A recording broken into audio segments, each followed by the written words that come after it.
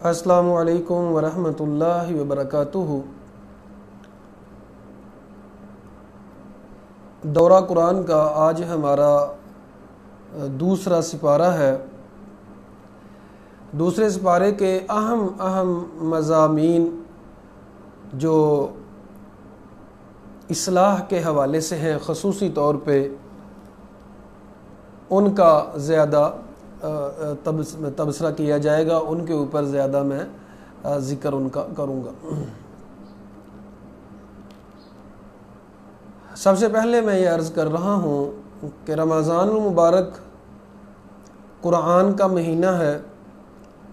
اس مہینے میں نبی کریم صلی اللہ علیہ وسلم ہر سال دورہ قرآن کیا کرتے تھے، تو ہمیں بھی قرآن مجید کو سمجھ کر پڑھنا چاہیے، قرآن مجید کے اوپر تدبر کرنا چاہیے، قرآن مجید کے اوپر غور و فکر کرنا چاہیے، تاکہ ہمیں قرآن کا اصل مقصد جو ہے اس کا ادراک ہو سکے کہ قرآن مجید کا اصل مقصد کیا ہے۔ تو قرآن مجید کے نزول کا اصل مقصد اس کو سمجھنا ہے، قرآن مجید کے اوپر غور و فکر کرنا ہے۔ جزاکم اللہ خیرہ و احسن الجزاء فی الدنیا والآخرہ، بارک اللہ فیکم اجمعین۔ تو سب سے پہلے دوسرے پارے کے آغاز ہی میں تحویل قبلہ کا ذکر ہے کہ قبلہ یاد رکھیے گا، پہلے مسلمانوں کا قبلہ بیت المقدس مسجد اقصی ہوا کرتا تھا۔ اب نبی کریم صلی اللہ علیہ وسلم کو یہودیوں اور عیسائیوں کی باتیں سن کے ناگواری محسوس ہوتی تھی۔ عیسائی اور یہودی یہ بات کرتے تھے کہ اگر تمہارا مذہب علیحدہ ہے تو پھر تمہارا قبلہ بھی علیحدہ ہونا چاہیے، اور دوسرا اعتراض کرتے تھے کہ تم تو کہتے ہو کہ ہم اسماعیل علیہ السلام کی اولاد میں سے ہیں، تو اسماعیل علیہ السلام اور ابراہیم علیہ السلام نے تو بیت اللہ بنایا تھا، تو پھر تم اس کی طرف منہ کر کے نماز پڑھو۔ اب مسئلہ یہ تھا کہ اللہ کی طرف سے تو نبی کریم صلی اللہ علیہ وسلم کا حکم یہی تھا کہ تم بیت المقدس کی طرف منہ کر کے نماز پڑھو۔ اب نبی کریم صلی اللہ علیہ وسلم دعائیں کرتے تھے کہ اللہ ہمارا قبلہ بدل دیا جائے اور بیت اللہ کی طرف ہم منہ کر کے نماز پڑھیں۔ تو اللہ تعالیٰ نے جب قبلہ بدل دیا، حکم دے دیا کہ آپ بیت المقدس کی طرف نہیں بلکہ بیت اللہ کی طرف منہ کر کے نماز پڑھا کریں، تو اب ان لوگوں نے پھر اعتراضات کرنا شروع کر دیے کہ دیکھو یہ اچھا دین ہے کہ کبھی کوئی حکم ہوتا ہے کبھی کوئی حکم ہوتا ہے، جس طرح ہمارے ہاں کہہ دیتے ہیں کہ بھائی تیرا کوئی دین مذہب بھی ہے، کبھی کچھ کہتا ہے کبھی کچھ کہتا ہے۔ تو ان لوگوں نے اعتراضات پھر زیادہ کرنا شروع کر دیے۔ یہاں ہمیں ایک بات یہ سمجھنی ہے کہ جو لوگ اعتراضات کرنے والے ہوتے ہیں ان کے اعتراضات کو کوئی روک نہیں سکتا۔ جنہوں نے اعتراض کرنا ہے انہوں نے کرنا ہی کرنا ہے، جس نے اعتراض کرنا ہے اس نے اعتراض ہی کرنا ہوتا ہے، اور جس نے ماننا ہوتا ہے اس نے ماننا ہی ہوتا ہے، وہ مان کے ہی رہتا ہے۔ تو ان لوگوں نے کہا سَيَقُولُ السُّفَهَاءُ، اللہ تعالیٰ نے ان کا ذکر کیا، ان قریب بیوقوف کہیں گے مَا وَلَّاهُ مَنْ قِبْلَتِهِمُ الَّتِي كَانُوا عَلَيْهَا، کہ کس چیز نے ان کو پھیر دیا ہے جس سے کے اوپر وہ پہلے جس قبلے کے اوپر تھے، کس چیز نے پھیر دیا ہے۔ کل یعنی اعتراض کی سینس میں کہتے تھے کل کہہ دیجئے للہ المشرق والمغرب، اللہ ہی کے لیے مشرق اور مغرب ہے، یہدی من یشاء الی صراط مستقیم، اللہ جسے چاہتا ہے صراط مستقیم کی طرف رہنمائی فرماتا ہے۔ تو یہاں صراط مستقیم اصل کیا ہے؟ اصل صراط مستقیم اللہ اور اللہ کے رسول کی بات کو ماننا ہے، اسی طرح ماننا ہے جس طرح اللہ اور اللہ کے رسول کا حکم ہو، اسی طرح ماننا شریعت کو، یہ صراط مستقیم ہے۔ یہاں ہمیں کافی باتیں سمجھنی ہیں۔ ایک اور بات جو ہمیں یہاں سمجھنی ہے معزز سامعین، خواتین و حضرات، اللہ تعالیٰ نے ان کو بیوقوف کیوں کہا؟ ہر اس انسان کو بیوقوف کہتے ہیں جس کا کام نہیں ہے اور وہ اعتراض کرے۔ اب دیکھیں، نماز تو مسلمان پڑھتے تھے اللہ کے لیے، جب اللہ کے لیے نماز پڑھنی ہے تو تم اعتراض کرنے والے ہوتے کون ہو؟ تم کیوں اعتراض کرتے ہو؟ تو بیوقوف لوگ جو ہوتے ہیں وہ اعتراض کرتے ہیں، ان کا کوئی مقصد نہیں ہوتا اور وہ اعتراض کرتے ہیں، یہ بیوقوف لوگوں کی بات ہے۔ تو ہمیں اپنے مقصد کے اوپر فوکس کرنا چاہیے، بیوقوفی نہیں کرنی چاہیے۔ اچھا جی، تو اللہ تعالیٰ فرماتے ہیں اللہ ہی کے لیے مشرق اور مغرب ہے، اللہ تعالیٰ ہر طرف، مشرق بھی اللہ کا ہے، مغرب بھی اللہ کا ہے، تو اللہ تعالیٰ جس کو جو حکم دینا چاہے تو دے، اللہ کو کوئی پوچھ نہیں سکتا۔ اب دوسرا پھر سوال یہاں پیدا ہوتا تھا کہ صحابہ کرام کے درمیان یہ چیم گوئیاں ہونا شروع ہو گئی، یہ باتیں ہونا شروع ہو گئی کہ ہم نے جو پہلی نمازیں پڑھی ہیں بیت المقدس کی طرف، تو ان کا کیا بنے گا؟ تو اللہ تعالیٰ نے اگلی آیت میں یہ واضح کر دیا کہ وَمَا كَانَ اللَّهُ لِيُضِيعَ إِيمَانَكُمْ، کہ اللہ تعالیٰ تمہارا ایمان ضائع نہیں کرنے والا، تمہاری جو نمازیں تم نے پڑھی تھیں وہ اللہ قبول کرنے والا ہے، وہ ضائع نہیں ہوں گی۔ ان اللہ بالناس لرؤوف الرحیم، یہ بات کہہ دی گئی کہ بے شک اللہ تعالیٰ لوگوں کے ساتھ، یہاں خاص صرف مومنوں سے نہیں کہا گیا، اللہ تعالیٰ تمام لوگوں کے ساتھ بڑا ہی رحیم ہے اور شفقت کرنے والا ہے۔ تو معزز سامعین، خواتین و حضرات، ہمیں اس بات کا ادراک ہونا چاہیے کہ اللہ تعالیٰ اپنے بندوں سے بڑا ہی پیار کرنے والا ہے، بڑا ہی محبت کرنے والا ہے۔ اگلی آیت میں اللہ تعالیٰ نے ذکر کیا کہ ہمیں پتا تھا کہ اے محمد کریم صلی اللہ علیہ وسلم کہ آپ کو یہ برا محسوس ہوتا ہے اور آپ چاہتے ہیں کہ بیت اللہ کو چینج کر دیا جائے، تو نبی کریم صلی اللہ علیہ وسلم چونکہ چاہتے تھے تو اللہ تعالیٰ یہاں فرما رہے ہیں کہ ہمیں پتہ ہے کہ آپ چاہ رہے تھے، وَمَا اللَّهُ بِغَافِلٍ عَمَّا يَعْمَلُونَ، اللہ غافل نہیں ہے جو وہ کرتے ہیں۔ تو اللہ تعالیٰ نے جب مناسب سمجھا تو قبلہ بدل دیا۔ اب اس کے بعد اللہ تعالیٰ نے حکم دیا کہ آپ جدھر بھی ہوں تو آپ کو قبلے ہی کی طرف منہ کر کے نماز پڑھنی ہے، تو حکم بدل دیا گیا۔ اب اہل کتاب کی بات کی جا رہی ہے، آیت نمبر 146 میں 146 میں اللہ تعالیٰ بیان فرماتے ہیں کہ اہل کتاب محمد کریم صلی اللہ علیہ وسلم کو ایسے پہچانتے ہیں جیسے اپنے بیٹوں کو پہچانتے ہیں، کہ ان کو پتا ہے کہ محمد کریم صلی اللہ علیہ وسلم سچے رسول ہیں، لیکن پھر بھی نہیں مانتے۔ تو یہ ان کی ہٹ درمی ہے، نہ کہ ان کو سمجھ نہیں آ رہی یا ان کو پتہ نہیں ہے، ایسی کوئی بات نہیں ہے، ان کو سمجھ بھی آ رہی ہے، پتہ بھی ہے، لیکن پھر بھی اپنی ہٹ درمی کی وجہ سے نہیں مان رہے۔ تو اللہ تعالیٰ فرماتے ہیں الذین آتیناہم الکتاب، جن لوگوں کو ہم نے کتاب دی ہے، یعنی عیسائی اور یہودی، یعرفونہ کما یعرفون ابناءہم، وہ نبی کریم صلی اللہ علیہ وسلم کو ایسے پہچانتے ہیں اور دین اسلام کو ایسے پہچانتے ہیں کہ یہ سچا دین ہے جیسے اپنے بیٹوں کو پہچانتے ہیں، یعنی ان کو کوئی شک نہیں ہے، اس میں صرف ہٹ درمی ہے۔ وَإِنَّ فَرِيقًا مِّنْهُمْ لَيَكْتُمُونَ الْحَقَّ وَهُمْ يَعْلَمُونَ، تو وہ تو حق کو چھپاتے ہیں، ان کا کام حق کو چھپانا ہے حالانکہ وہ جانتے ہیں۔ نبی کریم صلی اللہ علیہ وسلم نے فرمایا من کاتم علما فلجم لجام من النار، جو علم چھپاتا ہے اسے پتہ بھی ہے، مسئلہ نہیں بتاتا، جب پوچھا جاتا ہے تو بتاتا نہیں ہے، فلجم لجام من النار، تو اس کو جہنم کی آگ کی لگام پہنائی جائے گی۔ اللہ تعالی ہم سب کو جہنم کی آگ سے بچا لے، دنیا اور آخرت کی آزمائشوں اور دنیا اور آخرت کے فتنوں سے بچا لے، آمین ثم آمین یا رب العالمین۔ اگلی آیت میں اللہ تعالیٰ نے ہمیں بہت بڑا میسج دیا، آیت نمبر 147 میں الحق من ربک، اے محمد کریم صلی اللہ علیہ وسلم اور قرآن پڑھنے والوں، قرآن سننے والوں، یہ ہم سب کے لیے ایک بات ہے کہ الحق من ربک، حق تمہارے رب کی طرف سے ہے۔ یہ جو مذہب اسلام ہے، یہ قرآن حق ہے، من ربی کا، تیرے رب کی طرف سے، فلا تکونن من الممترین، شک نہ کرنا۔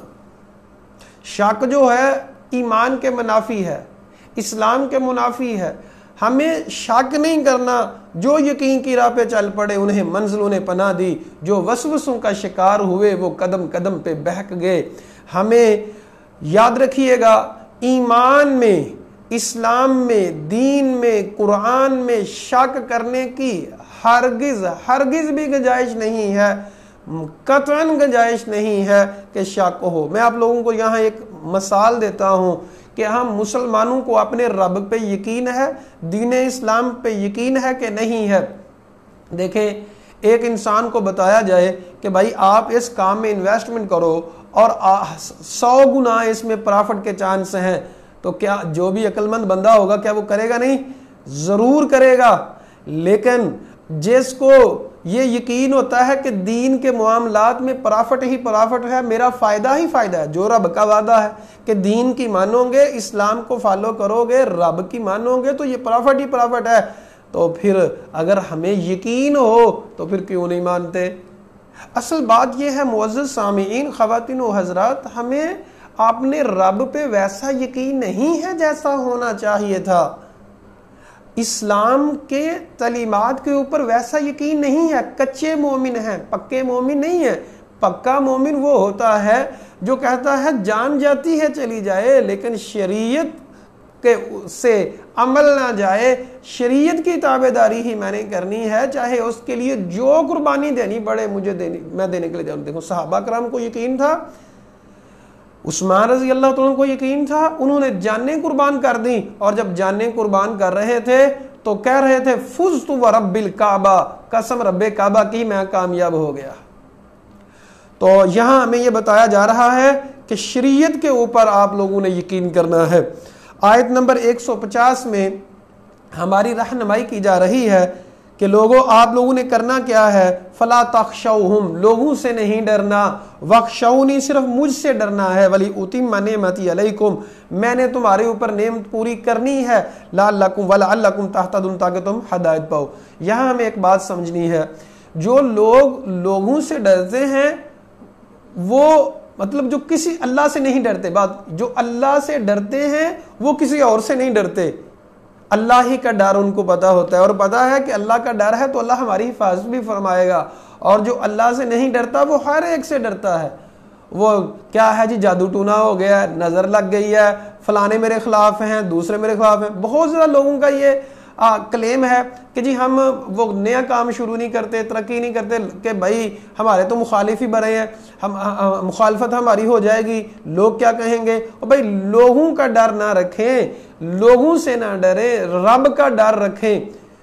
ساری زندگی یہی کہتے رہے کہ لوگ کیا کہیں گے، آخر میں لوگوں نے کہا انا للہ و انا الیہ راجعون. لوگوں کو کیا، تو قرآن کا میسج میرے اور آپ کے نام یہ ہے کہ ڈر صرف رب کا، کورونا کا ڈر نہیں ہونا چاہیے، طاعون کا ڈر نہیں ہونا چاہیے. میں نے کل بھی عرض کی تھی، ہمارا اسلام ہمیں یہ کہتا ہے پرہیز کریں، احتیاط کریں، احتیاطی تدابیر اختیار کریں، لیکن ڈر صرف رب کا ہونا چاہیے، رب کے علاوہ کسی اور کا ڈر نہیں ہونا چاہیے.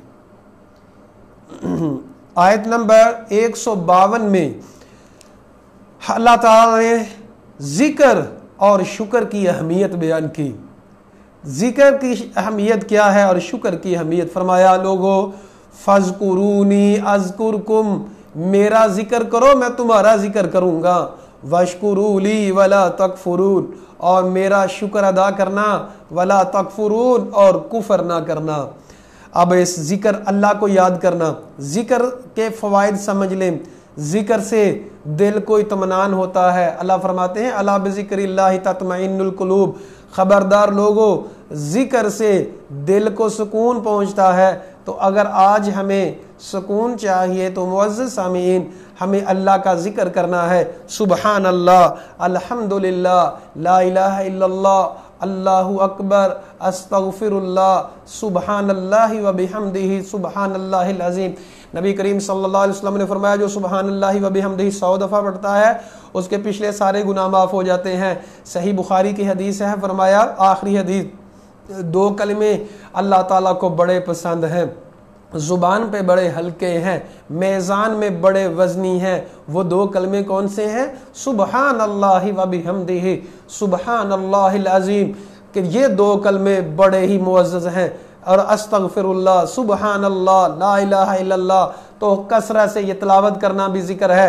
اللہ کا وعدہ ہے اگر تم ذکر کرو گے تو میں تمہارا ذکر کروں گا.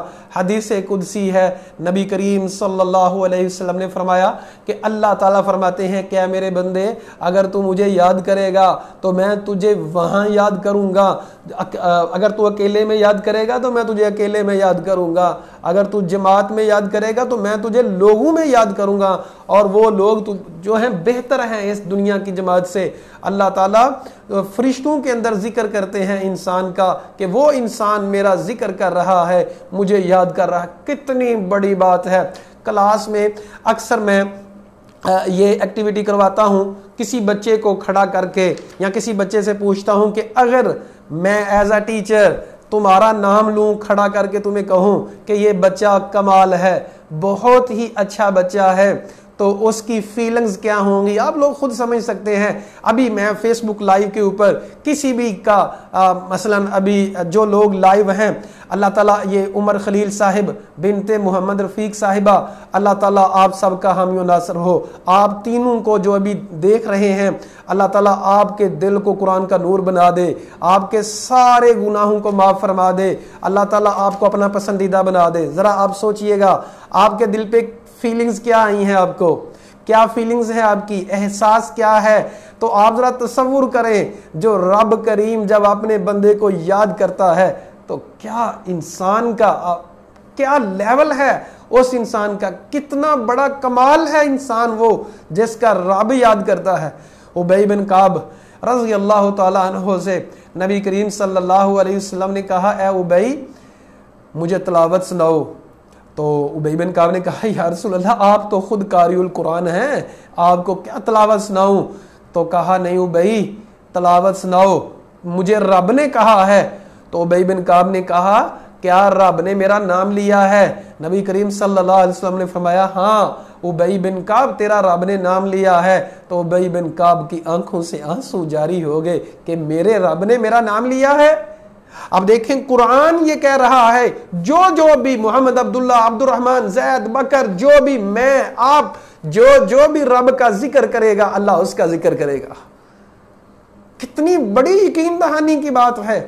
اور جب اس طرح ہمیں یقین ہو رب پہ کہ ہم یاد کریں گے تو رب بھی یاد کرے گا، تو پھر دل کو سکون ملتا ہے، پھر آنکھوں کو چین ملتا ہے۔ دوسری بات یہاں سمجھیے گا کہ اللہ تعالیٰ کے ذکر میں اتنا سکون ہے، ذرا تصور کریں جس ذات کا ذکر کرنے سے نام لینے میں اتنا سکون ہے، اس ذات کا دیدار کرنے میں کتنا سکون ہوگا۔ اللہ اکبر کبیر۔ اللہ تعالیٰ ہم سب کو جنت الفردوس عطا فرمائے اور دیدار عطا فرمائے۔ جنت کی سب سے بڑی نعمت، نبی کریم صلی اللہ علیہ وسلم کی حدیث ہے، جب جنتی جنت میں چلے جائیں گے تو اللہ جنتیوں سے پوچھیں گے، جنتیوں کوئی خواہش باقی بھی رہ گئی ہے؟ جنتی کہیں گے نہیں اللہ، تو اللہ کہیں گے ابھی ایک نعمت میری باقی رہتی ہے۔ اللہ تعالیٰ اپنا دیدار کروائیں گے اور جنتیوں کو اتنی لذت آئے گی، اتنی لذت آئے گی، کہیں گے جنت کی ساری خوشیاں پیچھے ہیں، رب کا دیدار کرنا تو اس سے بہت آگے ہے۔ تو سب سے بڑی نعمت جنت میں رب کا دیدار ہے۔ رب سے محبت کر لیں، جب رب سے محبت کریں گے اللہ ہم سے محبت کرے گا۔ اللہ اکبر کبیرہ۔ دوسرا یہ کہا واشکروا لی، شکر کرنا، ولا تکفرون، اور کفر نہ کرنا، اللہ کی نعمتوں کا شکر ادا کرے ہر حال میں۔ والا ان شکرتم لازیدنکم، اگر تم شکر ادا کرو گے تو اللہ تعالیٰ تمہیں اور زیادہ عطا فرمائے گا۔ یہ اللہ کا وعدہ ہے، یہ اللہ کا وعدہ ہے کہ اللہ شکر ادا کرو گے۔ شکر نہ شکری نہیں کرنی۔ ایک اللہ کے ولی کے بارے میں مشہور ہے، بیت اللہ کے پاس بیٹھ کے کسی نے ان سے نصیحت پوچھنا چاہی کہ نصیحت کیجئے، تو انہوں نے کہا کہ اللہ کے بندوں کے سامنے اللہ کا شکوہ نہیں کرنا، اور جب آپ اکیلے ہوں تو ساری باتیں اللہ کو کہہ دیں، اے اللہ غریب بھی ہوں، کمزور بھی ہوں، مسکین بھی ہوں، محتاج بھی ہوں، لیکن اللہ کے بندوں کے سامنے اللہ کا شکوہ نہیں کرنا۔ تو ہمیشہ نیچے دیکھنا چاہیے نہ کہ اوپر۔ اور رب کی نعمتوں اتنی نعمتیں ہیں، اللہ فرماتے ہیں وَإِن تَعُدُّوا نِعْمَتَ اللَّهِ لَا تُحْصُوهَا، اگر تم اللہ کی نعمتیں گننا چاہو تو تم شمار نہیں کر سکتے، تم گن نہیں سکتے۔ یہ اللہ کا فرمان ہے کہ تم اللہ کی نعمتیں نہیں گن سکتے۔ سو ہمیں ہر حال میں شکر ادا کرنا چاہیے۔ یاد رکھیے گا اس کے اوپر بھی میں نے سروے کیا ہے اور میں نے اس کے اوپر بھی ریسرچ کی ہے کہ کچھ لوگ جو لوگ تحقیق کرنے والے شکر ادا کرنے والے ہیں، جن کی زبان پہ ہر وقت شکر ہوتا ہے، آپ ان کا بھی مائنڈ لیول چیک کر لیں، ان کو کتنا سکون ہے۔ اور جو لوگ شکر نہیں کرتے بلکہ کہتے رہتے ہیں مر گئے روڑ گئے تھے، کھان نو کوئی نہیں، پان نو کوئی نہیں، تو پتہ نہیں کیا اس طرح کی باتیں کرتے ہیں، آپ ان کا مائنڈ لیول چیک کر لیں، پھر ان کی صحت چیک کریں۔ اس دونوں میں زمین آسمان کا فرق ہوگا۔ اصل میں سائیکالوجیکل انسان جو شکر ادا کرتا ہے وہ ریلیکس ہوتا ہے، وہ سکون میں ہوتا ہے، اس کے مقابلے میں جو شکر نہیں کرتا۔ تو یہاں ہمیں اس آیت میں دو باتوں کا حکم دیا گیا، ذکر بھی کثرت سے کرنا ہے اور شکر بھی کرنا ہے۔ اگلی آیت میں ہمیں دوبارہ حکم دیا گیا सूरत अल बकरा की 45 नंबर आयत में भी अल्लाह ने यही हुक्म दिया था कि ए ईमान वालो अल्लाह से मदद तलब करो सब्र और नमाज के साथ। यहां भी ये कहा और कहा इन्नल्लाह मअस साबिरीन, अल्लाह सब्र करने वालों के साथ है। सब्र का जिक्र अल्लाह ताला ने 70 दफा कुरान मजीद में किया है। सब्र की इतनी ज्यादा अहमियत है। सब्र की मैंने कल डिटेल बयान की थी कि सब्र क्या होता है, रुक जाना, अगर नेकी कर रहे हैं तो उसके ऊपर डट जाना, गुनाह करने को दिल चाह रहा है तो गुनाह ना करना, कोई तकलीफ आई मुसीबत आई तो उसके ऊपर कोई जुबान से ऐसा लफ्ज ना कहना जो नाजेबा हो, ये सब्र है। अल्लाह ताला हम सबको सब्र की तौफीक अता फरमाए। आगे अल्लाह ताला फरमाते हैं शुहदा का दर्जा, वला तक़ूलू लिमन युक़तलु फ़ी सबिलिल्लाहि अमवात, जो अल्लाह की राह में शहीद कर दिए जाते हैं उन्हें मुर्दा ना कहो बल्कि वो जिंदा हैं लेकिन तुम्हें शऊर नहीं है। अब देखें उनको कब्रिस्तान में दफन कर दिया गया, वो मौत हो गई, गुस्ल दे दिया गया, कफना दिया गया, लेकिन रब कह रहा है कि वो उनको मुर्दा नहीं कहना। तो हम तो मानने वाले हैं उनको मुर्दा नहीं कहना, शहीद जिंदा है। बेसिकली शहीद खुद भी जिंदा होते हैं, जिंदगी वो प्रोवाइड कर रहे होते हैं, लोगों को आगे जिंदा रख रहे होते हैं। चूंकि जिहाद करने से, किताल करने से दूसरे लोगों की जान महफूज होती है, तो इस वजह से शुहदा को जिंदा कहा गया। अल्लाह ताला ने आयत नंबर 155 में फरमाया कि लोगों जिंदगी गुजारते हुए ये हो नहीं सकता कि तुम्हारे ऊपर तकलीफें ना आए। वला नबलुवन्नकुम बिशैइन मिनल खौफि वल जूई, फरमाया कि जरूर बर जरूर तुम्हें आजमाया जाएगा खौफ से, भूख से, माल और जान की कमी से, फलों से, व बशीरिस साबिरीन, खुशखबरी दे दो सब्र करने वालों को। आज देखें ये कोरोना की वजह से कितने लोगों के रोजगार जो हैं वो खत्म हो गए हैं, कितने लोग जो हैं, ये कोरोना का खौफ भी है, मईशत का भी खौफ है।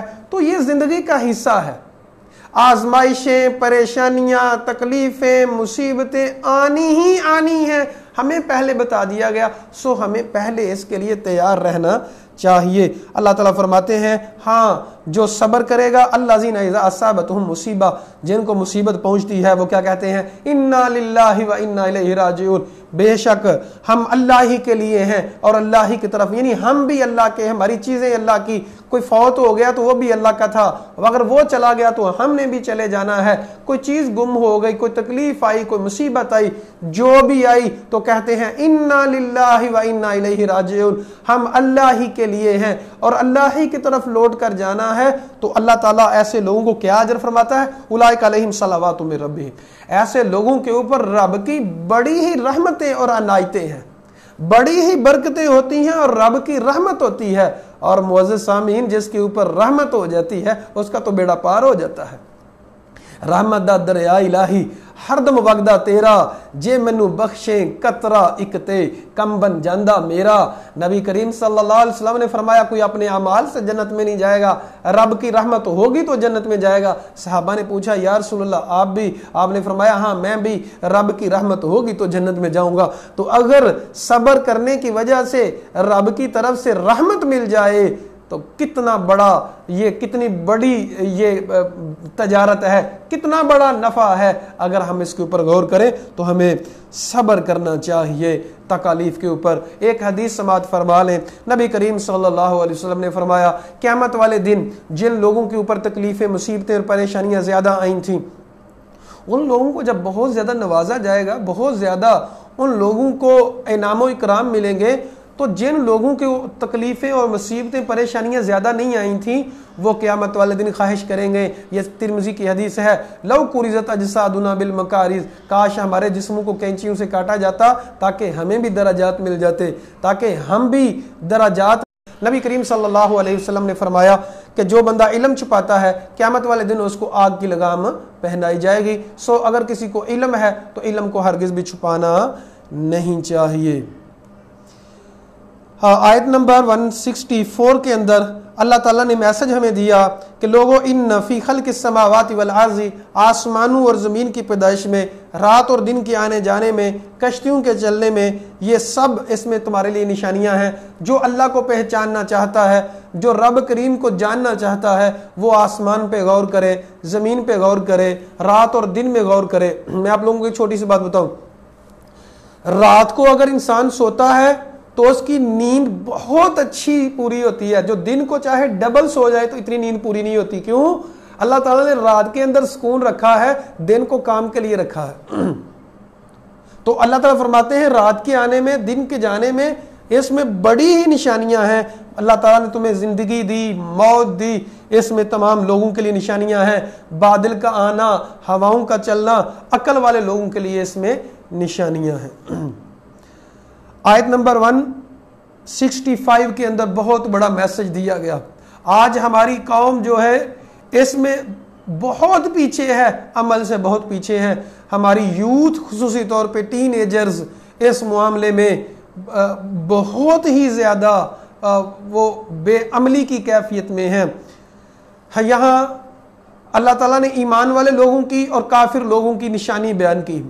فرمایا وَمِنَ النَّاسِ, لوگوں میں سے کچھ لوگ ایسے ہوتے ہیں مَن يَتَّخِذُ مِن دُونِ اللَّهِ اندادا, لوگوں کو شریک بناتے ہیں, ان کی بندگی کرتے ہیں, ان کی عبادت کرتے ہیں, اور یحبونہم کحب اللہ, ان سے ایسے محبت کرتے ہیں جیسے اللہ سے محبت کرنے کا حق ہے. لیکن ایمان والے والذین آمنوا اشد حبا للہ, لیکن ایمان والے سب سے زیادہ محبت اپنے رب سے کرتے ہیں.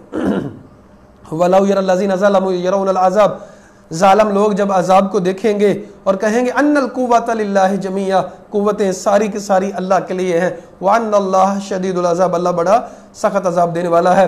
یاد رکھیے ایک ہوتا ہے عشق اور محبت حقیقی, اور ایک ہوتی ہے مجازی. عشق حقیقی صرف اللہ اور اللہ کے رسول سے ہو سکتا ہے. عشق مجازی جو لوگوں سے ہوتا ہے, کتنے زیادہ سٹوڈنٹس کو میں نے روتے ہوئے دیکھا, بہت زیادہ, اور کتنے زیادہ نوجوانوں کو محبوب ناراض ہو جائے تو نیند نہیں آتی, لیکن نماز قضا ہو جائے تو پرواہ نہیں. یاد رکھیے گا ایمان والے سب سے زیادہ محبت اپنے رب سے کرتے ہیں, لوگوں سے محبت بعد میں کرتے ہیں, اور اللہ کی محبت میں جان قربان کر دیتے ہیں, لیکن لوگوں کی محبت اتنی نہیں کرتے. چاہے وہ ان کے پیشوا ہوتے ہیں, چاہے وہ محبوب ہوتے ہیں. ایمان والوں کی نشانی یہ ہے کہ سب سے زیادہ محبت وہ اپنے رب سے کرتے ہیں, لوگوں سے محبت کرتے ہیں لیکن رب کے مقابلے میں نہیں. یہاں کیا ہے کہ اگر محبوب ناراض ہو جائے تو نمازی بن جاتے ہیں, رب یاد آ جاتا ہے, لیکن اگر محبوب راضی ہے تو پھر نماز کی فکر ہی نہیں ہے.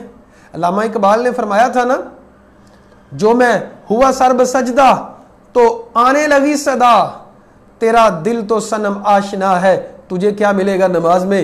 کہ اگر دل میں رب کی محبت نہیں, دل میں محبت غیروں کی ہے, تو سجدہ کرنے کا بھی کوئی فائدہ نہیں ہے. سجدہ کرنے کا اسی وقت فائدہ ہوگا جب رب سے محبت سب سے زیادہ ہوگی, اور سجدے میں پھر لذت آئے گی, پھر رب کا کلام سننے میں لذت آئے گی, پھر رب کی بات سننے میں لذت آئے گی, پھر سجدہ کرنے میں لذت آئے گی, روزہ رکھنے میں لذت آئے گی. کب؟ جب رب سے پیار سب سے زیادہ ہوگا.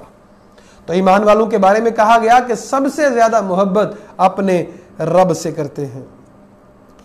آیت نمبر 168 میں اللہ تعالیٰ نے ہمیں حکم دیا, فرمایا لوگو کلوا مما فی الارض حلالا طیبا, حلال کھانا کھانا, اور حلال بھی ہو, پکیزہ بھی ہو, صاف ستھرا کھانا ہو. آرگینک فوڈ کی طرف یہاں ہمیں کہا جا رہا ہے کہ آرگینک فوڈ کھانا. آج پوری دنیا میں بیماریاں اتنی زیادہ کیوں ہیں کہ ہم نے آرگینک فوڈ کو چھوڑ دیا ہے, جو نیچر تھی, فطری غذائیں تھیں, ان کو چھوڑ دیا ہے اور ملاوٹی غذاؤں میں پڑ گئے. اللہ نے کہا حلال کھانا کھانا اور طیب. یہ جو چکن ہے کیا یہ فطری ہے؟ کیا 21 دن میں 22 دن میں دوسری مرغی تیار ہو جاتی ہے؟ کتنا زیادہ چکن عام ہے. یہ کوک ہو گئی, سپرائٹ ہو گئی, یہ مطلب یہ جو کولڈ ڈرنکس ہیں, اور چکن کتنا عام ہے ہمارے معاشرے میں, اتنی ہی عام ہمارے معاشرے میں بیماریاں ہیں. وجہ یہ ہے کہ آرگینک فوڈ کو چھوڑ دیا ہم نے. اللہ فرماتے ہیں کیا لوگو زندگی پکیزہ جینا چاہتے ہو تو پکیزہ غذا کھاؤ. اور دوسری بات ولا تتبعوا خطوات الشیطان, شیطان کے قدموں کی پیروی نہ کرنا کیونکہ وہ تمہارا واضح دشمن ہے. شیطان برائی کا حکم دیتا ہے, فحاشی اور یعنی کا حکم دیتا ہے. تیسرا اللہ کے اوپر ایسی باتیں کہنے کا حکم دیتا ہے جو تم جانتے نہیں ہو, اللہ کے اوپر اعتراضات کرنا. یہ جو آج ہماری یوتھ وہ لبرل بنتی جا رہی ہے, دہریے بنتے جا رہے ہیں, اس میں یہ شیطان کا عمل دخل ہے کہ اللہ سے دور کیا جا رہا ہے، دین کے معاملے میں شکوک و شبہات پیدا کیے جا رہے ہیں تاکہ لوگ دین سے دور ہو جائیں۔ تو یہاں شیطان کی 3 چالوں کا ذکر کیا گیا، ایک شیطان گناہ کی دعوت دیتا ہے، دوسرا فحاشی اور یعنی۔ اب دیکھیں ہماری یوتھ سوشل میڈیا بڑا پڑا ہے فحاشی اور یعنی سے، فحاشی اور یعنی کی طرف کتنے لوگ ہیں، دین کی طرف کتنے لوگ ہیں۔ نبی کریم صلی اللہ علیہ وسلم نے فرمایا مردوں کے لیے سب سے بھاری فتنہ عورتوں کا ہے، اور فحاشی کے ساتھ ڈائریکٹ تعلق عورت کا ہے۔ آج تو مشہوریاں بھی اگر دینی ہو تو عورت کو شامل کر دیا جاتا ہے ساتھ، تاکہ بکے زیادہ۔ لوگوں نے عورت کو وہ کاروبار کے لیے وجہ بنا لیا ہے، فحاشی، اور شیطان بھی یہی چاہتا ہے۔ اسی لیے لوگ آج رحمان سے بہت دور ہیں اور شیطان کی چالو میں ہے۔ تیسرا، رب کے بارے میں شکوک و شبہات، دین کے بارے میں شکوک و شبہات ڈالنا یوتھ کے اندر تاکہ لوگ دین سے دور ہوں، اور اسی وجہ سے لوگ دین سے دور ہو رہے ہیں۔ اور جب ان سے کہا جاتا ہے کہ دین کی پیروی کرو تو وہ کہتے ہیں کہ ہم تو ہمارے آباء و اجداد کی پیروی کرتے ہیں۔ بھائی حق یہ نہیں ہے، حق یہ کیا ہے کہ اللہ اور اللہ کے رسول کی بات کو ماننا، چاہے بڑے حق پہ تھے نہیں تھے، چاہے وہ مانتے تھے نہیں مانتے تھے۔ اگر لوگ برا کام کر رہے ہیں تو ان کی مرضی، ان کے اعمال ان کے ساتھ، میں تو برا نہ کروں۔ یا ایھا الذین آمنوا کلوا من طیبات ما رزقناکم، یہاں بھی یہی کہا جا رہا ہے کہ ایمان والو کہ اللہ تعالیٰ نے جو رزق تمہیں دیا ہے اس کو وہ پکیزہ کھاؤ، واشکروا للہ، اور اللہ تعالیٰ کے لیے شکر کرو اگر تم اسی کی عبادت کر رہے ہو۔ یہاں آیت نمبر 173 کے اندر اللہ تعالیٰ نے حرام چیزوں کی بات کی کہ حرام چیزیں تمہارے اوپر کون کون سی ہیں۔ میتت، مردار حرام ہے، خون حرام ہے، خنزیر کا گوشت، اور جو اللہ کے علاوہ کسی اور کے لیے منسوب کر دیا جاتا ہے کہ بکرا ہے، چھترا ہے، مرغ ہے، کہ یہ اللہ کے علاوہ کسی اور کے لیے منسوب ہے کہ یہ فلاں کے لیے ہے، بتوں کے لیے ہے، یہ کسی کے لیے بھی ہے، تو وہ حرام ہے، وہ جائز نہیں ہے۔ ہاں اگر مجبور ہیں، یہاں ہمیں سمجھنا ہے کہ جان بچانے کے لیے حرام کھانا بھی جائز ہے۔ تو جان بچانے، جہاں جان کا ڈر ہے تو وہاں شریعت کے احکام بدل جاتے ہیں، تو جان بچانے کے لیے حرام کھانا بھی جائز ہے۔ یاد رکھیے گا شریعت کے جو مقاصد ہیں ان میں سب سے اہم مقصد حفظ جان ہے، جان کو بچانا۔ تو جان کو بچانے کے لیے اگر کسی جگہ جان کو خطرہ ہے تو سب سے اہم مسئلہ یہ ہے کہ جان کو بچایا جائے۔ آیت نمبر 175 کے اندر اللہ تعالیٰ فرماتے ہیں کہ جو لوگ دین کی باتوں کے اوپر توجہ نہیں کرتے، دین کو فالو نہیں کرتے، اولئک الذین اشتروا الضلال بالہدی، یہ جو لوگ جنہوں نے ہدایت کے بدلے گمراہی کو خرید لیا، مطلب ان کے پاس دونوں آپشن تھے، چاہے تو ہدایت کے اوپر چلتے چاہے گمراہی کے اوپر چلتے، لیکن ان لوگوں نے گمراہی کو چوز کیا ہے۔ اللہ فرماتے ہیں فما اصبرہم والعذاب بالمغفرہ، اور عذاب کو اختیار کیا ہے مغفرت کے بدلے۔ اب دیکھیں رمضان المبارک مغفرت کا مہینہ ہے، لیکن رمضان میں بھی کوئی مغفرت کی طرف نہ آئے، برے کام جاری رکھے، تو اللہ تعالیٰ سے لوگوں سے پوچھتے ہیں فما اصبرہم علی النار، لوگو آگ کے اوپر صبر کیسے کرو گے؟ کیا آگ کے اوپر صبر کرو گے؟ گرمی برداشت نہیں ہوتی، سردی برداشت نہیں ہوتی، آگ کا انگارہ برداشت نہیں ہوتا، تو جہنم کی آگ کیسے برداشت کرو گے؟ فما اصبرہم علی النار، یہ لوگ اتنے بیوقوف ہیں، ان کو بتایا جا رہا ہے جہنم کی آگ سے بچ جاؤ، لیکن یہ جہنم کی آگ کے اوپر کیسے صبر کریں گے؟ اللہ تعالیٰ ہم سب کو جہنم کی آگ سے بچا لے۔ آیت نمبر 177، اس کو آیت البر کہتے ہیں، نیکی کی آیت۔ پیچھے بات کی جا رہی تھی مشرق کی طرف منہ کرنا کہ مغرب کی طرف منہ کرنا، بیت المقدس قبلہ ہے کہ بیت اللہ۔ لوگوں نے اعتراضات کیے کہ بیت المقدس کی طرف تم نے جو نمازیں منہ کر کے پڑھی وہ تو ضائع ہیں تمہاری۔ اللہ تعالیٰ نے فرمایا اور مشرق کی طرف اور مغرب کی طرف منہ کرنا یہ نیکی نہیں ہے، فزیکل اپیئرنس، فزیکلی طور پہ جو چیزیں، یہ نیکی نہیں ہے۔ نیکی کیا ہے؟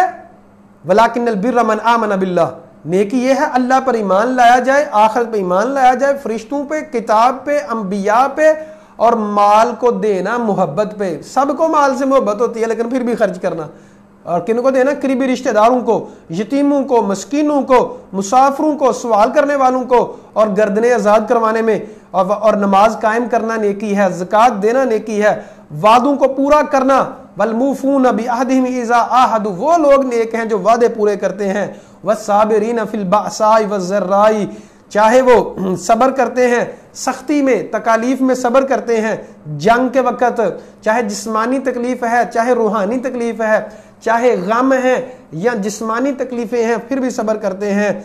यही लोग सच्चे हैं, यही लोग मुत्तकी हैं। अल्लाह ताला हमें ऐसे लोगों में शामिल फरमा दे जो सच्चे नेकोकार हैं और सच्चे मुत्तकी लोग हैं। आयत नंबर 183 से लेके 187 तक रमज़ानुल मुबारक के और रोज़ों के अहकामात बयान किए गए हैं। ज़रा डिटेल से समझ लीजिएगा। फरमाते हैं अल्लाह ताला, लोगों तुम्हारे ऊपर रोज़े फ़र्ज़ किए गए इसलिए, तुमसे पहले भी लोगों के ऊपर फ़र्ज़ थे ताकि तुम परहेज़गार बन जाओ। परहेज़गार बनना ये रमज़ान का मकसद है। अल्लाह ताला हमें इस रमज़ान में परहेज़गार बना दे, मुत्तकी बना दे और रमज़ान के जो मकासद हैं वो हमें पूरा करने की तौफीक अता फरमाए। अल्लाह फरमाते हैं कि ये चंद दिन हैं, लेकिन जो मरीज़ है या सफ़र पे है तो उसके लिए जो मरीज़ है या सफ़र पे है तो फिर तो वो बाद में रोज़े पूरे रख लेगा। हाँ, यहाँ ये एक बात है, जो फिदिये की ताकत रखते हैं वो एक मिस्कीन को खाना खिला देंगे। अब वो कौन से लोग हैं? याद रखिएगा 3 तरह के लोग इसमें शामिल हैं। एक तो ऐसा मरीज जो दायमी मरीज है, जो बूढ़ा बहुत ज्यादा हो चुका है, रोजा नहीं रख सकता, वो सिर्फ एक रोजे के बदले एक मिस्कीन को खाना खिला देगा। या कोई शख्स बूढ़ा तो नहीं है लेकिन दायमी मरीज है, उसके लिए भी यही हुक्म है, वो बाद में पूरे ना करे बल्कि एक मिस्कीन को सिर्फ खाना खिला दे हर रोजे के बदले। इसी तरह अब इस मसले में है तो इख्तलाफ, लेकिन ज्यादा राजे बात यही है कि हामला औरत जो हामला है और इसी तरह दूध पिलाने वाली औरत है, उसके लिए भी ये ऑप्शन मौजूद है कि वो चूंकि उसने तो दूध पिलाना है, तो अगर वो दूध पिला रही है तो रोजा नहीं रख सकती, या हामला है, बच्चे को नुकसान होने का अंदेशा है, तो वो भी एक मिस्कीन को खाना खिला दे। अब इसमें इख्तलाफ यकीनन है कि बाद लोग कहते हैं नहीं, हामला औरत और दूध पिलाने वाली औरत जो है वो बाद में रोजे रखेगी, लेकिन ज्यादा राजे मेरे इल्म के मुताबिक, मेरी तहकीक के मुताबिक, जो मैंने तहकीक की है, अब्दुल्ला बिन अब्बास रज़ी अल्लाह अन्हु का भी यही कौल है, सहाबा कराम का यही कौल है। तो सहाबा कराम सबका नहीं, लेकिन ये अब्दुल्ला बिन अब्बास का और भी कई एक सहाबा कराम का मौक़िफ़ यही था कि दूध पिलाने वाली और हामला औरत भी एक मिस्कीन को खाना खिला देगी, वो रोजे पूरे नहीं करेगी। तो ये मौक़िफ़ ज्यादा राजे क्यों है? इसकी वजह एक ये भी है कि दीन युस्र, दीन आसान है। नबी करीम सल्लल्लाहु अलैहि वसल्लम ने जो दीन की तबलीग करने के लिए सहाबा कराम को जब भेजा तो ये कहा कि लोगों यस्सिरू वला तुअस्सिरू, आसानी करना मुश्किल ना करना, खुशखबरी देना मुतनफ़र ना करना। और नबी करीम सल्लल्लाहु अलैहि वसल्लम के बारे में भी अम्मी आयशा सिद्दीक़ा फरमाती हैं कि जब आप सल्लल्लाहु अलैहि वसल्लम को आसानी का मामला जब इख्तियार दिया जाता तो आप सल्लल्लाहु अलैहि वसल्लम ऐसरहुमा, आसानी को वाले मामले को ही पकड़ते थे। तो अल्लाह ताला फरमाते हैं शाहरु रमज़ान अल्लज़ी उन्ज़िला फ़ीहिल कुरान, के रमज़ान का महीना वो है जिसमें कुरान नाजिल किया गया। कुरान का दौरा नबी सल्लल्लाहु अलैहि वसल्लम हर साल किया करते थे, हम भी इसी कावश में लगे हुए हैं। अल्लाह ताला हमसे और आपसे कबूल फरमा ले। इसमें हदायत है लोगों के लिए। हदायत क्या होती है? रहनुमाई है कि ज़िंदगी कैसे गुजारनी है। बच्चे हैं, जवान हैं, शादीशुदा हैं, बिजनेस है, भाई किसी भी स्टेज पे हैं तो इसमें हदायत है। मेरा ये तजर्बा है, आप लोग भी कीजिएगा, जब भी आपको कुरान से रहनुमाई चाहिए तो रैंडमली ऐसे आप लोग कुरान मजीद जहां से मर्जी खोलें तो राइट साइड पे भी लेफ्ट साइड पे भी पढ़ लें, इंशाल्लाह आपको कुरान से रहनुमाई मिल जाएगी कि आप इस मसले में कुरान आपकी क्या रहनुमाई करता है। तो अल्लाह ताला फरमाते हैं इसमें रहनुमाई है, वबय्यिनात मिनल हुदा, और हदायत की तरफ रहनुमाई है और मोजज़े की बातें हैं। तो अल्हम्दुलिल्लाह जी, यहदीकुमुल्लाहु व युस्लिहु बालकुम। फमन शाहिदा मिनकुम अश-शहर फलयसुमहु, जो इसमें अब पहले क्या हुक्म था कि लोग फिदिया भी दे ले, लेकिन अब क्या हुक्म है कि अब जो रमज़ान में हाजिर है उसके लिए रोज़े रखना फ़र्ज़ है, ज़रूरी है, लेकिन जो मरीज़ है तो बाद में वो पूरा कर लेगा। अल्लाह ताला आसानी करता है, अल्लाह ताला मुश्किल नहीं करता। आयत नंबर 186 में अल्लाह फरमाते हैं लोगों, वाइज़ा सअलका इबादी अन्नी फ़इन्नी करीब, ए मोहम्मद करीम सल्लल्लाहु अलैहि वसल्लम, जब आपसे मेरे बंदे मेरे बारे में सवाल करें तो कहें कि अल्लाह बिल्कुल करीब है, پکارنے والے کی پکار سنتا ہے جب بھی وہ پکارتا ہے. کتنا قریب ہے؟ اللہ سورہ کاف میں فرماتے ہیں وَنَحْنُ أَقْرَبُ إِلَيْهِ مِنْ حَبْلِ الْوَرِيدِ, ہم انسان کے شاہ رگ سے بھی قریب ہے. اور اللہ پیار کتنا کرتا ہے؟ 70 ماؤں سے زیادہ پیار کرتا ہے. سو ہمیں اللہ کو پکارنا چاہیے. فَلْيَسْتَجِيبُوا لِي, چاہیے کہ میرے حکم مانو, میرے ساتھ ایمان لاؤ تاکہ تم ہدایت پاؤ. پہلے کیا تھا, میاں بیوی ہم بستری نہیں کر سکتے تھے رمضان میں بھی, اب اللہ تعالیٰ نے آسانی کر دی, رات کو میاں بیوی ہم بستری کر سکتے ہیں. اعتکاف جب اعتکاف کا مسئلہ آ گیا, اعتکاف یاد رکھیے مسجد ہی میں ہوتا ہے, تو اعتکاف کی بات یہاں کی جا رہی ہے. جب اعتکاف میں ہیں تو خواتین سے مباشرت نہیں کی جا سکتی. اور دوسری بات یہ معلوم ہوئی کہ اعتکاف صرف مسجد ہی میں ہوتا ہے.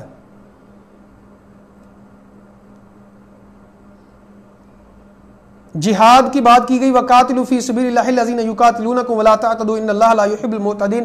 جہاد کی بات کی جا رہی ہے کہ جہاد کرو اللہ کی راہ میں ان لوگوں سے جو تم سے جہاد کرتے ہیں. دیکھیں جہاد امن کے لیے ہوتا ہے, یہ نہیں کہ سب سے, ان لوگوں سے جو تم سے کرتے ہیں تو ان سے جہاد کیا جا رہا ہے. اور کہا جا رہا ہے زیادتی نہیں کرنی, کیونکہ اللہ تعالیٰ زیادتی کرنے والوں کو پسند نہیں کرتا.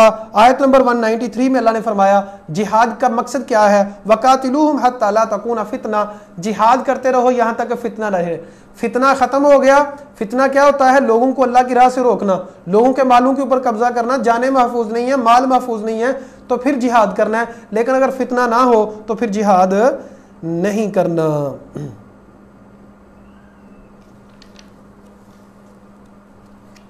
آیت نمبر 200 کے اندر اللہ تعالیٰ نے دوبارہ ذکر کرنے کا کہا کہ ایسے ذکر کرو اللہ کو جیسے تم اپنے آباء و اجداد کو حج کے بعد ذکر کرتے ہو. اصل میں مشرکین مکہ جب حج کر لیتے تھے تو اپنے آباء و اجداد کا ذکر کرتے تھے. اللہ تعالیٰ فرماتے ہیں کہ تم اللہ کا ذکر کرو کیونکہ اللہ نے تمہیں پیدا کیا ہے.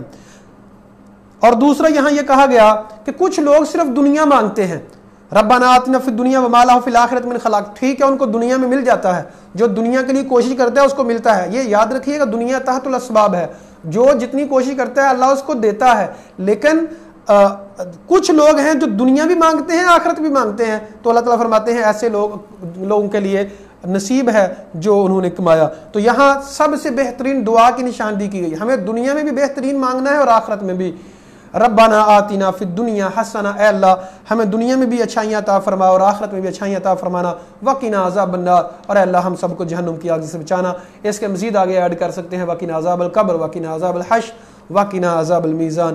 اللہ تعالی ہم سب پہ رحم فرمائے, کرم فرمائے. آیت نمبر 204 کے اندر ہمیں زندگی گزارنے کا, لوگوں کے ساتھ سوشل رہنے کا اور لوگوں کے ساتھ ہم نے ڈیلنگ کیسے کرنی ہے ایک اصول بتایا گیا. اللہ تعالیٰ فرماتے ہیں اے نبی کریم صلی اللہ علیہ وسلم ومن الناس من یعجبک قولہ فی الحیات الدنیا, دنیا میں کچھ لوگ ایسے ہوتے ہیں جن کی باتیں بڑی اچھی ہوتی ہیں لیکن اندر سے وہ بڑے نکمے ہوتے ہیں, وہ منافق ہوتے ہیں. ویشہد اللہ علی ما فی قلبہ, اور اللہ گواہی دیتا ہے کہ اس کے دل میں جو ہے وہ علد الخصام, وہ بڑا جگرالو ہے. تو منہ سے بظاہر لوگ بڑے اچھے نظر آتے ہیں لیکن اندر سے بڑے بے ایمان بھی ہوتے ہیں. اور وَإِذَا تَوَلَّى سَعَىٰ فِي الْأَرْضِ, زمین میں فساد کرتے ہیں, ہر نسل کو بربادی کرتے ہیں. اللہ تعالیٰ فسادیوں کو پسند نہیں کرتا. کسی بھی قسم کا کوئی فساد کرنے والا ہو اللہ تعالیٰ ان کو پسند نہیں کرتا. اسی طرح کچھ لوگ ایسے ہوتے ہیں اور کچھ لوگ بڑے ہی کمال کے ہوتے ہیں. 207 نمبر آیت کا اللہ تعالیٰ ہمیں مصداق بنا دے. اللہ فرماتے ہیں لوگوں ومن الناس, لوگوں میں سے کچھ لوگ ایسے ہیں من یشری نفسہ ابتغاء مرضات اللہ, جنہوں نے بیچ دیا ہے اپنے آپ کو ابتغاء مرضات اللہ, اللہ کی رضا کو حاصل کرنے کے لیے. اللہ کی رضا حاصل کرنا ہی ان کا مقصد ہوتا ہے. واللہ رؤوف بالعباد, اللہ تعالیٰ اپنے بندوں کے ساتھ بڑا ہی مہربان ہے. تو میری زندگی کا مقصد تیرے دین کی سرفرازی, میں اسی لیے مسلمان, میں اسی لیے نمازی. معزز خواتین و حضرات, اپنی زندگی کا مقصد رب کی رضا بنا لیں. صرف رب کی رضا چاہیے, رب کے دین کے اوپر چلیں اور یہ اپنی زندگی کا مقصد بنائیں. اللہ تعالیٰ نے ایسے لوگوں کی صفت بیان کی ہے. اگلی آیت میں 208 نمبر آیت میں ہمیں حکم دیا گیا ادخلوا فی السلم کافہ, اے ایمان والو اسلام میں مکمل داخل ہو جاؤ. یہ نہیں کہ کچھ مان لیا اور کچھ نہ مانا, جو خواہش کے موافق ہے وہ مان لیا اور جو خواہش کے موافق نہیں ہے وہ نہ مانا. یہ تو یہودی کیا کرتے تھے. آج کئی مسلمان بھی ایسے کرتے ہیں, جو چیزیں پسند ہیں ان کو مان لیتے ہیں، جو پسند نہیں ان کو نہیں مانتے۔ اسلام کا حکم یہ ہے کہ اسلام کے اندر مکمل داخل ہونا ہے، شیطان کے قدموں کی پیروی نہ کرو۔ یہاں شیطان کے قدموں کی پیروی کیا کرنا ہے کہ کچھ مان لیا کچھ نہ مانا اور سمجھے دیکھیں جی میں نیکیاں تو کرتا ہوں، کوئی بات نہیں، یہ گناہ تو کرتا ہوں۔ بھائی اسلام کی مکمل تعلیمات کو فالو کریں، مکمل تعلیمات کو فالو کریں گے تب مکمل مسلمان ہیں، اگر مکمل فالو نہیں کریں گے تو مکمل مسلمان بھی ہم پھر نہیں ہوں گے۔ آیت نمبر 214 کے اندر اللہ تعالیٰ فرماتے ہیں ام حسبتم ان تدخلوا الجنہ، کیا لوگوں تمہارا کیا خیال ہے کہ تم جنت میں ایسے چلے جاؤ گے؟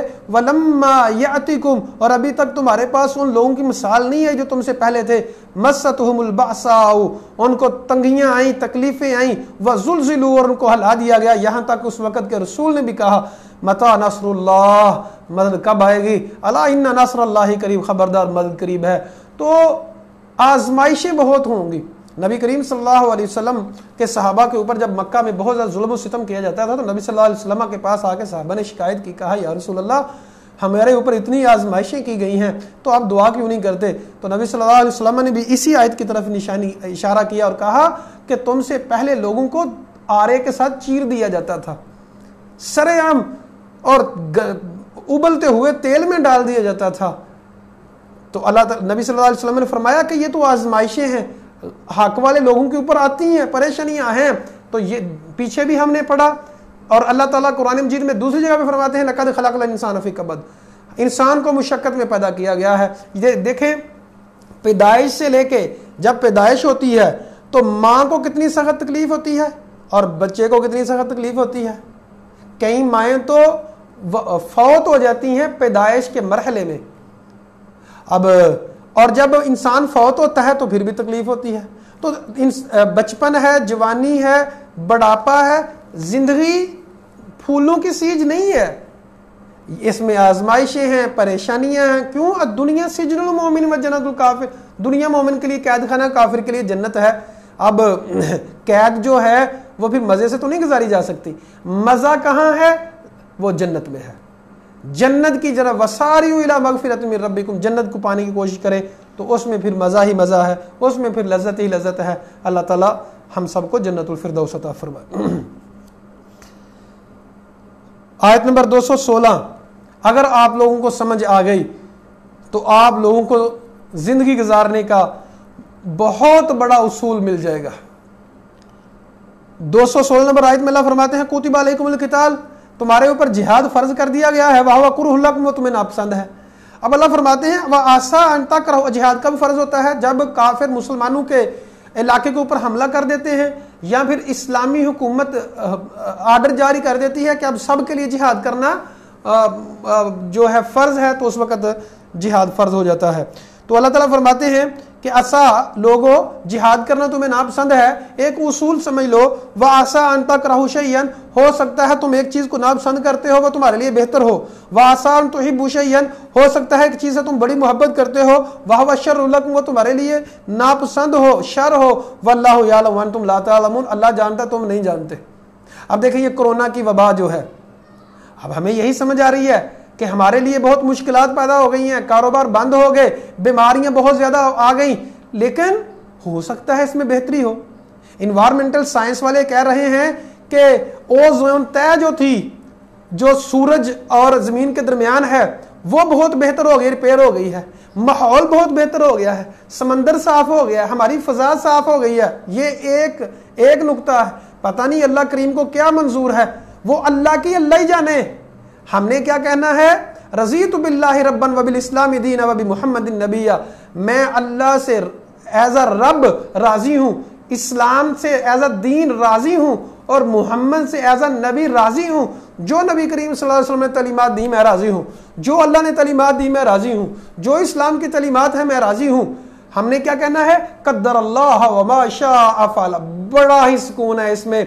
آپ لوگ جو دیکھتے ہیں، جو سوچتے ہیں، سمجھتے ہیں کہ یہ میرے لیے بہتر ہے، اکثر ایسا ہوتا ہے وہ بہتر نہیں ہوتا، اور آپ جس کو سمجھتے ہیں میرے لیے یہ بہتر نہیں تھا لیکن وہ بہتر ہوتا ہے۔ اللہ کا تبصرہ سماعت فرما لے، واللہ یعلم وانتم لا تعلمون، اللہ جانتا تم نہیں جانتے۔ آیت نمبر 216 کو آپ لوگ اپنے گھروں میں یہ فریم لگا کے رکھ لیں، لکھوا کے رکھ لیں، فلیکسی چھپوا کے رکھ لیں تاکہ یقین پختہ ہو۔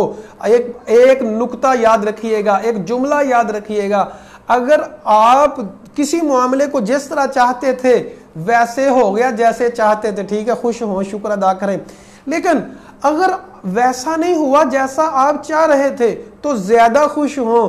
کیوں؟ کہ جو آپ چاہ رہے تھے ہو سکتا ہے اس میں خرابی بھی ہو، لیکن جو رب نے چاہا وہ ہوا، اس میں یقیناً تمہارے لیے بہتری ہے، کیونکہ اللہ 70 سے زیادہ پیار کرتا ہے۔ حضرت علی رضی اللہ تعالیٰ نے فرمایا کہ میں نے اللہ کو کیسے پہچانا؟ اپنے ارادے ٹوٹنے سے۔ میں بہت پختہ ارادہ کرتا ہوں لیکن وہ ارادہ ٹوٹ جاتا ہے، وہ میں پورا نہیں کر سکتا، تو مجھے سمجھ آتی ہے کہ کوئی ذات ایسی ہے جو میرے ارادے کو توڑ رہی ہے، میرا کام نہیں ہونے دے رہی۔ ہمیں اپنی طرف سے بیسٹ کوشش کریں ہر حوالے سے، لیکن ہونا وہی ہے جو رب سونے کو منظور ہے۔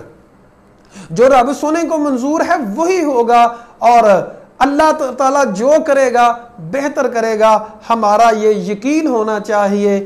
اللہ تعالیٰ سے دعا ہے اللہ تعالیٰ ہمیں اس یقین کی دولت عطا فرمائے۔ اچھا جی، نکاح کے احکام ہیں جی، آیت نمبر 221 میں وَلَا تَنْكِحُوا الْمُشْرِكَاتِ، مشرک لوگوں سے نکاح نہ کرو۔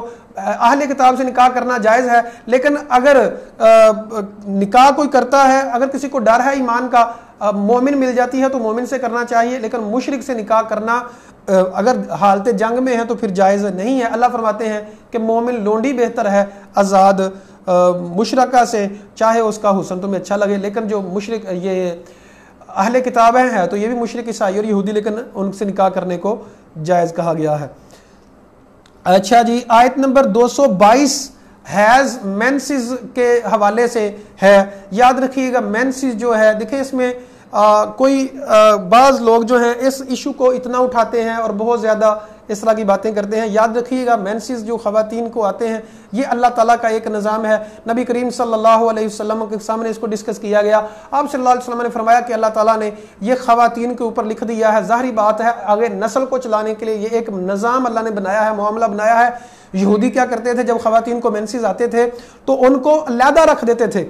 آج بھی کلاش کا قبیلہ جو ہے چترال کے میں، وہاں بھی جب مینسز آتے ہیں خواتین کو تو ان کو علیحدہ کر دیا جاتا ہے، تو یہ یہودیوں کا فعل ہے۔ اسلام نے کہا کہ وہ پلید نہیں ہو گئی، کہ اس کے ہاتھ کی روٹی نہیں کھانی، کہ اس کے ساتھ میل جول نہیں کرنا، ایسا نہیں کرنا۔ ہاں وَيَسْأَلُونَكَ عَنِ الْمَحِيضِ، محیض کے بارے میں سوال کرتے ہیں، کہتے ہیں وہ گندگی ہے۔ فَاعْتَزِلُوا النِّسَاءَ فِي الْمَحِيضِ، حیض کی حالت میں عورتوں سے ہم بستری نہیں کرنی۔ جو خامد ہیں وہ عورتوں سے خصوصی تعلق قائم نہیں کریں گے، لیکن ان کے ساتھ لیٹ سکتا ہے انسان، سو سکتا ہے ساتھ، لیکن ہم بستری دخول نہیں کرنا، جمع نہیں کرنا۔ بہت بڑا گناہ ہے حیض کی حالت میں، مینسز کی حالت میں جمع کوئی کرتا ہے۔ جب وہ پاک ہو جائیں تو پھر وہاں سے آؤ جہاں سے اللہ نے تمہیں حکم دیا ہے۔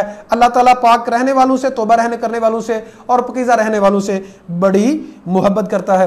نبی کریم صلی اللہ علیہ وسلم نے ایک دن امی عائشہ صدیقہ کو کہا کہ مجھے مصلی پکڑاؤ۔ انہوں نے کہا کہ میں تو حائضہ ہوں۔ فرمایا اِنَّا حَیْضَتُکِ لَیْسَتْ فِی یَدِکِ، حیض تیرے ہاتھ میں نہیں ہے۔ یاد رکھیے گا مینسز عورتوں کے لیے بہتر یہی ہے قرآن کو ہاتھ نہ لگائیں۔ بعض لوگ سمجھتے ہیں کہ وہ تلاوت نہیں کر، دیکھیں وہ ذکر کر سکتی ہیں زبان کے ساتھ، نماز نہیں پڑھنی، روزہ نہیں انہوں نے رکھنا، نماز بعد میں پوری نہیں کریں گی لیکن روزہ بعد میں پورا کرنا ہے، لیکن وہ ذکر کر سکتی ہیں، ان کو چھینک آئی تو الحمدللہ کہہ سکتی ہیں۔ یہ اللہ تعالیٰ کا بہت بڑا فضل ہے ہم پہ، مسلمانوں پہ۔ ہاں نماز نہیں پڑھنی اور خصوصی تعلق قائم نہیں کرنا۔ اگلی آیت میں اللہ تعالیٰ فرماتے ہیں کہ نساؤکم حرث لکم فأتوا حرثکم انا شئتم، عورتیں تمہاری کھیتی ہیں تو جہاں سے مرضی آؤ۔ جو تمہاری بیویاں ہیں تو وہ تمہاری کھیتی ہیں، جہاں سے بھی جی چاہتا ہے وہاں سے آؤ۔ یہاں ایک اور جملہ سمجھ یاد رکھیے گا، انسان خواتین کے ساتھ جو ہم بستری ہے، پچھلے راستے سے پخانے والے راستے پہ ہم بستری کرنا حرام ہے، حرام ہے، حرام ہے، اور ان ایسے لوگوں کے اوپر لعنت کی گئی ہے۔ تو یہ جو کہا گیا کہ تمہاری وہ کھیتی ہیں تو بیج کھیتی میں ڈالا جاتا ہے، تو جو انسان خواتین کی پخانے والا راستہ ہے وہاں سے بچہ تو نہیں پیدا ہو سکتا، تو بچہ تو پیدا ہوتا ہے فرد سے جہاں سے ہم بستری کرنے کا اسلام نے کہا ہے۔ تو یہاں سے لوگ کہیں کہتے ہیں جی جہاں سے مرضی جمع کریں، بھائی جہاں سے مرضی نہیں، کھیتی میں وہیں جہاں بیج ڈالا جاتا ہے، جہاں کھیتی اگے تو جمع وہاں کیا جائے جہاں اولاد کا ہونے کا چانس ہے، اور وہی راستہ ہے جو ہمیں اللہ تعالیٰ نے بتلایا ہے۔ دوبارہ عرض کر رہا ہوں، دوبر میں پخانے والی جگہ میں جو جمع کرتے ہیں مرد وہ لعنتی ہیں، اور ان کو لعنت زدہ کہا گیا ہے۔ یہ مرد کے لیے بھی بہت زیادہ نقصان دہ ہے اور عورت کے لیے بھی بہت زیادہ نقصان دہ ہے۔ اسلام کی تعلیمات میں پاکیزگی ہے، صحت ہے، تندرستی ہے، اور اسی میں نجات ہے۔ طلاق کی عدت کے مسائل جاری ہیں جی۔ والمطلقات یتربصن بانفسہن ثلاثۃ قروء، 3 حیض مطلقہ عورت کی عدت ہے۔ یاد رکھیے گا طلاق بھی اللہ کی طرف سے رحمت ہے۔ کب؟ جہاں نباہ نہیں ہو رہا، جہاں نباہ نہیں ہو رہا وہاں لڑائیاں جھگڑے قتل غارت گری سے بہتر ہے کہ طلاق دے دی جائے یا عورت خلا لے لے، آزاد ہو جائے۔ لیکن مردوں کو یہ کہا گیا کہ اگر تمہیں عورت کی ایک بات ناپسند ہے تو ہو سکتا ہے دوسری وہ فائدے والی ہو۔ اسی طرح اللہ تعالیٰ نے عورتوں کے معاملے میں یہ ذکر کیا کہ تم یہ سمجھتے ہو کہ میرے لیے یہ نقصان دہ عورت ہے، ہو سکتا ہے کہ اس میں بہت سی خیر موجود ہو، تو عورتوں کے ساتھ اچھا سلوک کرنا یہ اسلام کی تعلیمات میں سے ہے۔ اسلام نے ہمیں تعلیمات دی ہیں کہ عورتوں کے ساتھ اچھا برتاؤ کیا جائے، اچھا سلوک کیا جائے۔ طلاق جو ہوتا ہے اس کی 2 قسمیں ہیں، ایک رجعی ہے، ایک بائن ہے۔ رجعی طلاق جس میں رجوع کیا جا سکتا ہے، پہلی 2 طلاقیں دے کے انسان رجوع کر سکتا ہے۔ جو ایک ہی وقت میں 3 طلاقیں دے دیتے ہیں وہ ایک ہی طلاق ہوتی ہے، وہ 3 طلاقیں نہیں ہوتی۔ اور جب 3 طلاقیں دے دی جاتی ہیں، 3 طلاقیں ہو جاتی ہیں، تو اس کے بعد جو حلالہ کروایا جاتا ہے، یاد رکھیے گا وہ حلالہ نہیں ہے، وہ حرامہ ہے۔ ہاں، اس کے اوپر فرمایا نبی صلی اللہ علیہ وسلم لعن اللہ المحلل والمحللہ، جو حلالہ کر رہا ہے اس کے اوپر بھی لعنت ہے، جس کے لیے کیا جا رہا ہے، جس مرد کے لیے بھی، اس کے اوپر بھی لعنت ہے۔ عورت کو یہ تو مردوں کے یہ ظلم سہنا چاہیے نا، اس نے طلاق دی، عورت کے ساتھ یہ ظلم کیوں کیا جاتا ہے؟ یہ تو مردوں نے برا کام کیا۔ تو یہ حلالہ کروانا، حلالہ کرنا یہ حرام ہے۔ 3 جب طلاقیں ہو جاتی ہیں، اب ایک اصل میں لوگ اسلام سے دور ہیں، اسلام کی تعلیمات سے دوری ہے۔ پہلے 3 طلاقیں دے دی، 3 طلاقیں دے دی، بھائی وہ طلاق ہی ایک ہے، وہ 3 طلاقیں تو ہوئی نہیں ہیں۔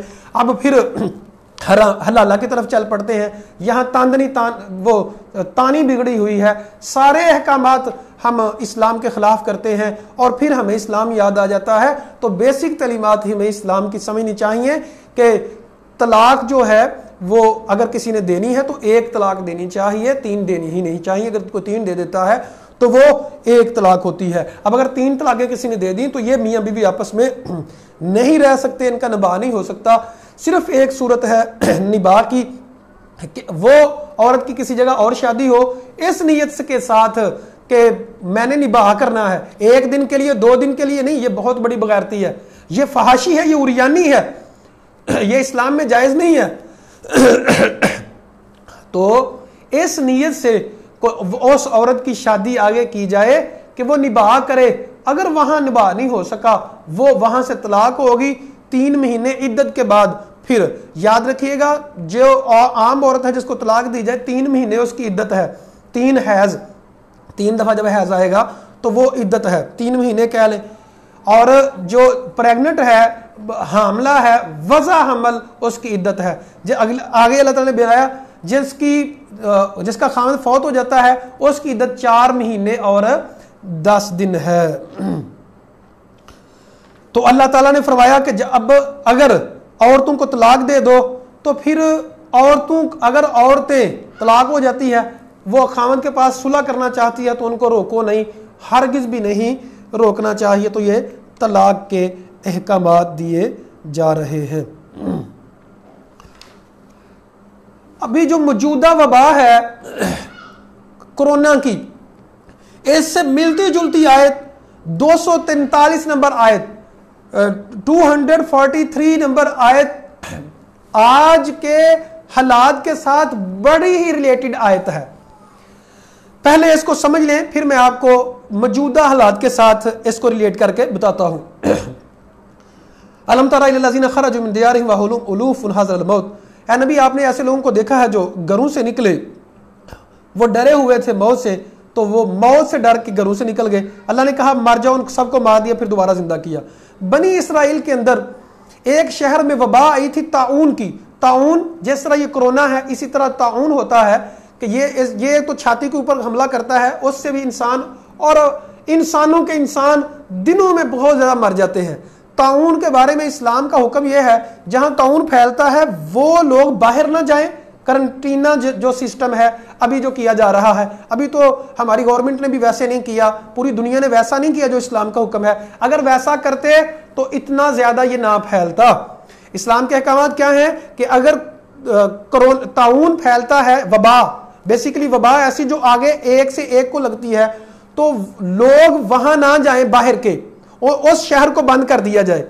عمر فاروق رضی اللہ عنہ کے دور میں ہوا، عمر فاروق رضی اللہ عنہ نے اس کو شہر کو بند کر دیا۔ ابو عبیدہ بن جراح رضی اللہ عنہ جو تھے ان کو انہوں نے حکم دیا کہ آپ آ جاؤ، انہوں نے کہا میں نہیں آ سکتا اس شہر کو چھوڑ کے، موت قبول ہے لیکن وہ شہر نہیں چھوڑنا۔ یہ ہے اسلام، یہ ہے ایمان۔ موت آتی ہے آ جائے لیکن میری وجہ سے کسی اور کو یہ وبا نہ پھیلے۔ تو انہوں نے موت کو قبول کر لیا لیکن وہ علاقہ نہ چھوڑا۔ تو اللہ کا حکم اسلام کا یہ ہے کہ وہ علاقہ نہ چھوڑا جائے۔ اب ان لوگوں کے پاس اس شہر میں طاعون آیا تو ہزاروں لوگ تھے، انہوں نے شہر کو چھوڑ دیا۔ جب شہر کو چھوڑا تو اللہ تعالیٰ نے ان کو وہیں مار دیا کہ تم سارے کے سارے مر جاؤ، کہ تمہیں یہ تو پتا چلے کہ موت اللہ کے ہاتھ میں ہے۔ کرونا سے موت نہیں ہے، طاعون سے موت نہیں ہے، ہمیں احتیاطی تدابیر کرنی ہے۔ آج بھی لوگ کتنے زیادہ وہ کرونا سے ڈر رہے ہیں، اتنا زیادہ اللہ سے نہیں ڈر رہے۔ موت برحق ہے، جب آنی ہے کوئی روک نہیں سکتا۔ جب کرونا سے آنی ہے کرونا سے آنی ہے، طاعون سے آنی ہے طاعون سے آنی ہے، ایکسیڈنٹ سے آنی ہے ایکسیڈنٹ سے آنی ہے۔ اللہ کا واسطہ رب کا ڈر رکھیں، موت کا ڈر نہ، کرونا کا ڈر نہ رکھیں۔ موت آنی ہے، کب آنی ہے؟ جب رب سونے کو منظور ہے۔ تو ان لوگوں کو فوت کر دیا گیا۔ نبی نے جب دعا کی تو اللہ تعالیٰ نے دوبارہ سب کو زندہ کیا۔ موت اور زندگی رب کے ہاتھ میں ہے، کسی انسان کے ہاتھ میں نہیں ہے، کسی وبا کے ہاتھ میں نہیں ہے۔ تو آج بھی ہمیں جو گورنمنٹ کرنٹینہ کرنے کا کہہ رہی ہے، آئسولیشن کا کہہ رہی ہے، ہمیں ماننی چاہیے اور ایسی جگہوں پہ نہیں جانا چاہیے جہاں وبا کے پھیلنے کا ڈر ہے۔ اسلام کی یہی تعلیمات ہیں، لیکن کرونا سے نہ ڈریں، موت کا ڈر نہ رکھیں۔ ہمیں اسلام یہی کہتا ہے۔ اللہ فرماتے ہیں وَقَاتِلُوا فِي سَبِيلِ اللَّهِ، اللہ کی راہ میں قتال کرو، وَاعْلَمُوا أَنَّ اللَّهَ سَمِيعٌ عَلِيمٌ، اللہ سن لو اللہ جاننے والا ہے اور سننے والا ہے۔ آیت نمبر 245 میں اللہ فرماتے ہیں مَن يُقْرِضُ اللَّهَ قَرْضًا حَسَنًا، کون ہے جو اللہ کو قرض حسنہ دے، فَيُضَاعِفَهُ أَضْعَافًا كَثِيرًا، اللہ تعالیٰ اس کو بڑھا چڑھا کے بیان کرے۔ اب دیکھیں اللہ اپنے بندوں سے کتنا پیار کرتا ہے۔ اگر بندوں پہ خرچ کیا جائے تو اللہ کہتا ہے مجھے تم قرض دے رہے ہو۔ اللہ کے بندوں پہ خرچ کرو گے تو اللہ فرماتے ہیں کہ مجھے تم قرض دے رہے ہو۔ اتنا زیادہ رب اپنے بندوں سے پیار کرتا ہے اور خرچ کرنے کی اتنی زیادہ اہمیت ہے۔ تو ابھی کورونا کے حالات کی وجہ سے بہت زیادہ غربت بڑھ گئی ہے، ہمیں ڈھونڈ کے لوگوں کو ان کے اوپر خرچ کرنے کی کوشش کرنی چاہیے اور اللہ کی راہ میں اپنا مال لوٹانا چاہیے۔ غربت کا ڈر نہیں ہونا چاہیے، جو اللہ سونے کو منظور ہے ویسے ہی ہوگا۔ آیت نمبر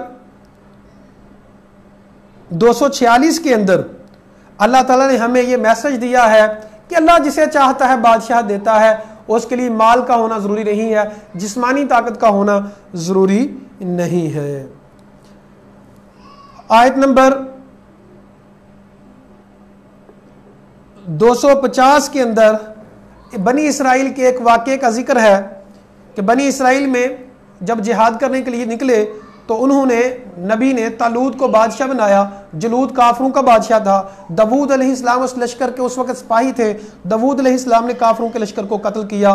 تو اللہ تعالیٰ نے، نبی صلی اللہ علیہ وسلم نے فرمایا جو طالوت کا لشکر تھا 313 تھے جس طرح بدر میں تھے، بدر میں 313 نے 1000 کو شکست دی، اسی طرح یہاں 313 نے بہت زیادہ جو بہت بڑا گروپ تھا ان کو شکست دی۔ کم من فئۃ قلیلۃ غلبت فئۃ کثیرہ، اللہ تعالیٰ کا اصول یہاں اللہ تعالیٰ نے 249 نمبر آیت میں بیان کیا۔